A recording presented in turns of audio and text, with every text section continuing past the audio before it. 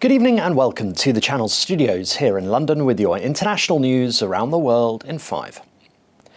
The governor of Belgorod in Russia says 2 women have been killed in shelling in the border region.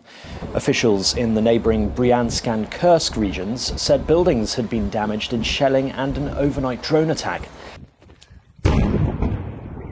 There have been dozens of attacks on Russian-controlled regions, including here in the port at Berdansk. Kyiv has so far denied involvement in previous attacks across the border, which it says are carried out by Russian anti-government groups. The UK's Defence Secretary says the path is open for Ukraine to join NATO. Is literally accelerating peace. It's after Ukrainian President Volodymyr Zelensky, speaking at a meeting of more than 40 European leaders in Moldova, said Kyiv wanted to receive a decision on its future in NATO at the Vilnius summit in 6 weeks' time. Right now, it's obviously in the middle of a war. We don't bring members in the middle of a war, but I think we can all go a long way to helping them with their short and long-term security, both through building and supplies and capabilities, but also with future agreements. And I think what we'll see is no one saying no. We'll see that path is open to Ukraine. But I also think we have to be politically real that, a number of member states are cautious. And the best thing we can do to help Ukraine is now to help them defeat Russia. And then after that is to make sure they're ready and capable and resilient against any future Russian attack. And that allows people to have a space about its future relationship. The US Congress has approved a deal to lift the country's borrowing limit days before the world's largest economy was due to default on its debt. The bipartisan measure swept through the Senate by a vote of 63 to 36, a day after it cleared the US House of Representatives. President Joe Biden has said he will now enact the measure into law. His signature on the bill will spare the US from a catastrophic default on its $31.4 trillion debt. Now, Democrats are feeling very good tonight.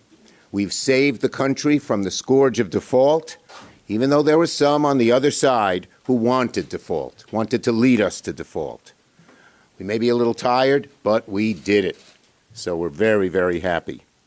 A Texas highway has been hit with severe flash flooding due to heavy rainfall, washing away vehicles and leaving some roads cut off. Video from social media showed vehicles pushed off the side of Highway 87 between O'Donnell and Lubbock, with some submerged in surging floodwater as heavy rainfall continued. The National Weather Service had issued flash flooding alerts through the southern US state of Texas, warning of wind gusts of up to 70 miles per hour. The former editor of The Sun newspaper says it is extraordinary that Prince Harry will testify in next week's lawsuit against a newspaper group he accuses of extensive unlawful behaviour.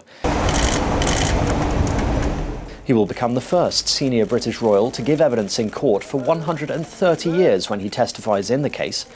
Harry, King Charles's younger son, will appear in the witness box as part of the case he and more than 100 other celebrities and high-profile figures have brought against Mirror Group newspapers, the publisher of the Daily Mirror, Sunday Mirror and Sunday People. It's extraordinary. It might get more extraordinary as the minutes and hours go by, but it's something that most senior members of the royal family have strived to get nowhere near for a long time, because you immediately lose control over the situation and you're on oath. And officials say President Joe Biden is fine after tripping and falling over at an event in Colorado.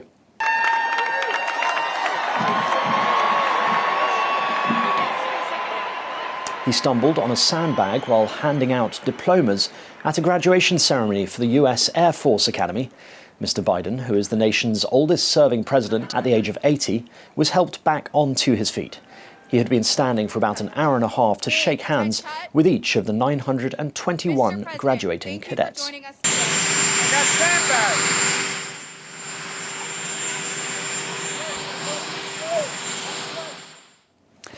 And that's your international news around the world in 5. Now back to the Channel's studios in Lagos.